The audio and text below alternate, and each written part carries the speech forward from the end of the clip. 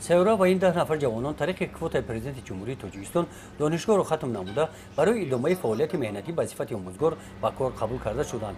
79 نفر دیگر با رخصت وزارت معارف و علم جمهوری آمدند. شعبه معارف و علم ناحیه برای آغاز کار آموزگاری به این جوانان در چنین محیط ادانه نامه شادباشی و دفترچه مهنتی سپرید. در ناحیه فرخور همراه این جوانان در سال نوی تحصیل 130 نفر جوانان برای ختم دانشگاه کار پرشرف آموزگاری را انتخاب کردند. این جوانان و اشتراکچیان دیگری مشورت اوگوستی آموزگاران پیش از آغاز چهاربینی در نمایش معرفیان ناحیه با دستاوردهای شاگردان مؤسسه تحصیلی میانه عمومی ناحیه آشنایی پیدا کردند. این نورسان افتخار ناحیه غالبان آزمون‌های فنی ولایتی جمهوری و بین المللی میباشند.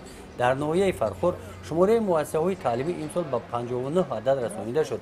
2300 نفر آموزگاران و 34000 نفر خوانندگان تعلیم و تربیت می‌دهند.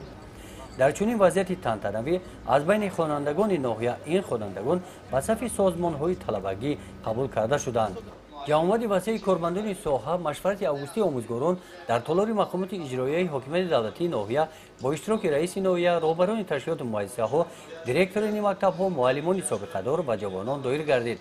مدیر شعبه معارف و علم ناحیه غزلشور ظفرزاده نتیجه سال تحصیل گذشته را تحلیل نموده عاید آمادگی‌ها به سال نوی تحصیل با معروضه حساباتی برآمد نمود.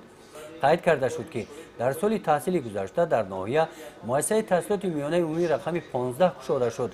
در نزد مؤسسه تعلیمی رقم 57 4 صنفخانه، مؤسسه تعلیمی رقم 45 2 صنفخانه و در نزد مؤسسه تعلیمی رقم 41 3 صنفخانه تکنولوژی مهنت میدان خرد فوتبال مورد استفاده قرار گرفت. ساختمان مکتب میانه رقم 2 از جانب صاحبکار محلی خورشید ناظموف ادامه دارد.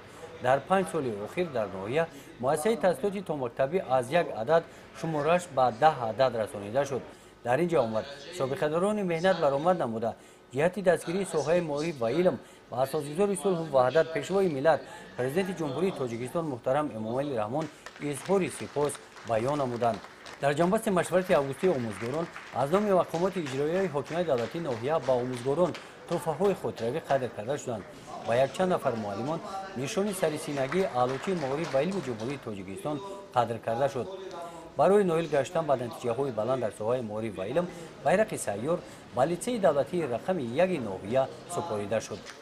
گزارش خواجه نظری خدای نظر ظهوروف از ناحیه فرخور برای برنامه اطلاعاتی نوید.